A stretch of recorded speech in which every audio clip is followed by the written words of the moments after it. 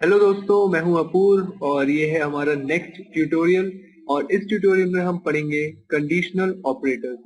अब आप देख सकते हैं कि जैसे कि हमने पिछले प्रोग्राम में देखा था कि हमने इफ एल्स स्टेटमेंट के जरिए इफ स्टेटमेंट ने कुछ कंपैरिजन किए थे और अगर कंपैरिजन का आउटपुट सक्सेसफुल आ रहा था तो ये लाइंस एग्जीक्यूट हो रही थी। सिमिलरली अगर हमको यही काम करवाना है तो हम सिंपल केसेस में कंडीशनल ऑपरेटर्स का भी इस्तेमाल कर सकते हैं। अब मैं आपको दिखाता हूं कंडीशनल ऑपरेटर काम कैसे करता है। तो पहले मैं इसको हटा देता हूं यहाँ से। Conditional operator is a type of ternary operator, क्योंकि इसमें 3 ऑपरेंड्स की जरूरत पड़ती है इसलिए इसे टर्नरी ऑपरेटर भी कहते हैं। तो इसका सिंटेक्स कुछ इस प्रकार कहता है। सिंटेक्स मीन्स इसको लिखने का तरीका। उसमें रहता है एक एक्सप्रेशन 1 और उसके बाद होता है क्वेश्चन मार्क का सिंबल, उसके बाद होता है एक एक्सप्रेशन 2, एक कोलन का सिंबल और एक्सप्रेशन 3 और एक्सप्रेशन 3। ओके, अब देखिए ये काम कैसे करता है। इसमें ये तीनों एक्सप्रेशन की जरूरत पड़ती ही है हमेशा, इसलिए इसे कहते हैं टर्नरी ऑपरेटर। यहाँ पे आपकी कंडीशन होती है जो आप इफ की कंडीशन में जैसे आप लगाते हैं कि suppose a greater than b या a इक्वल टू b या a less than equal to, जो भी लॉजिकल ऑपरेटर आप यहाँ लगाते हैं वहां पे यहाँ पे ये एक्सप्रेशन 1 की जगह आता है। अगर ये एक्सप्रेशन सक्सेसफुल होता है तो फिर एक्सप्रेशन 2 की वैल्यू आपने इसको जिसके भी इक्वेट किया, मान लीजिए मैंने लिखा a इज इक्वल टू, तो एक्सप्रेशन 2 की वैल्यू a में चली जाती है।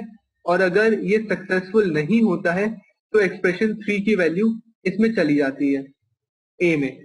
तो ये एक तरह का, अगर एक्सप्रेशन सही है तो एक्सप्रेशन 1 की कंडीशन अगर वैलिड है तो एक्सप्रेशन 2 की वैल्यू ए में डालो। अगर एक्सप्रेशन 1 की वैल्यू वैलिड नहीं है, मतलब फॉल्स है, पॉलिसी यहाँ पे अकर हो रही है, तो आप एक्सप्रेशन 3 की वैल्यू ए में डाल सकते हैं।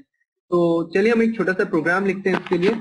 सबसे पहले मैं लेता हूँ एक वेरिएबल int a सेमीकोलन, तो इसके बाद में लिखता हूँ सीन a और यहाँ ऊपर में 2 वेरिएबल, क्योंकि हाँ ये टर्नरी ऑपरेटर है तो मुझे 2 ऑपरेटर्स की और जरूरत पड़ेगी b, c।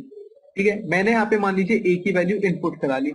उसके बाद मैंने मान लीजिए यहाँ पे मान लीजिए मैंने a के साथ b की भी और c की वैल्यू भी इनपुट करा ली।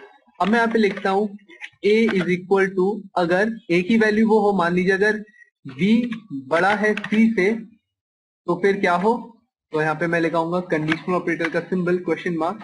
अगर b बड़ा है c से, मान लीजिए हमारा एग्जांपल है इस प्रोग्राम में, मान लीजिए b बड़ा है c से, मैं चाहता हूँ d की वैल्यू a में चले जाए, तो b कोलन, अदरवाइज अगर b बड़ा नहीं है c से तो फिर c की वैल्यू a में चली जाए। उसके बाद मैं लिखता हूँ यहाँ पे सी आउट,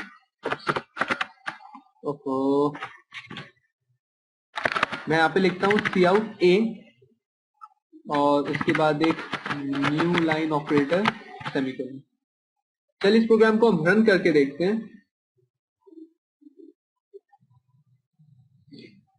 आप देख सकते हैं हमारा प्रोग्राम रन हो गया। सपोज मैं a की वैल्यू डालता हूँ शुरू में 1, b की डालता हूँ 2, c की डालता हूँ 3।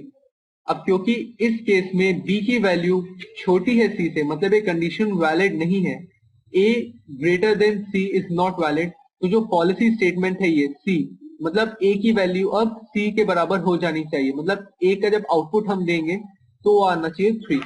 हम एंटर मारते हैं, आप देख सकते हैं 3 आया आउटपुट। चलिए इस प्रोग्राम को फिर से रन करके देखते हैं। Execute, compile and run. यहाँ पे आप देख सकते हैं, मान लीजिए मैंने a की वैल्यू डाली पहले 21, b की डाली मान लीजिए मैंने वैल्यू 3 और c की डाली 2। अब इस केस में क्योंकि 3 की वैल्यू बड़ी है c से, मतलब एक कंडीशन सेटिस्फाई हो रही है, तो 2 के केस में जो कोलन के पहले वाली वैल्यू है b, वो वैल्यू चली जाएगी a में। तो चलिए हम देखते हैं इसका आउटपुट क्या आता है। जैसे मैंने एंटर प्रेस किया, ऐसा प्रेस एंटर, आप देख सकते हैं कि a की वैल्यू b के बराबर हो गई है। तो कंडीशनल ऑपरेटर इस प्रकार से काम करता है। आप इसमें अदर टाइप्स ऑफ कंपैरिजन भी अपने लॉजिक के हिसाब से लगा सकते हैं। तो बेसिक आउटफ्रेम यही होता है कंडीशनल ऑपरेटर का। इसको आप और प्रैक्टिस कीजिए घर में। सो आज हमने देखा कंडीशनल ऑपरेटर्स क्या होता है। जुड़े रहिए मेरे नेक्स्ट ट्यूटोरियल से। Thanks a lot.